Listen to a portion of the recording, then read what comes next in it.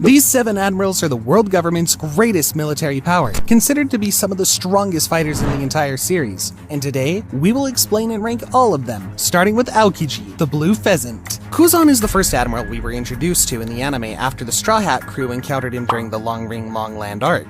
There, he easily outclassed the whole crew and made Luffy realize just how powerful the admirals really are. Although Kuzan tries to follow the world government orders, he occasionally disregards them, which was best shown in Ohara when he lets young Robin escape. He was also shocked by Sakazuki's decision to blow up a ship full of civilians, which he thought was completely unnecessary. Kuzan ate the Hiei no Mi, a Logia-type devil fruit that allows him to create, control, and transform his body into ice. Since ice is a solid element, Kuzan can be hit easily, even with the attacks not infused with Haki. However, these attacks cannot harm him in any way. Instead, his body would just shatter apart when struck, only to effortlessly reform seconds later. Kuzan is also able to form constructs out of ice. For example, in combat, he can create weaponry, primarily forming swords and spears, but he can also make more advanced things, like a giant pheasant to send flying at enemies. An interesting thing about Kuzan is that he's one of the few devil fruit users who can bypass the weakness of falling into the sea. He can achieve this by freezing the sea before he can sink below the surface. Not only does this keep him from drowning, but it also lets him prevent enemies from escaping by sea,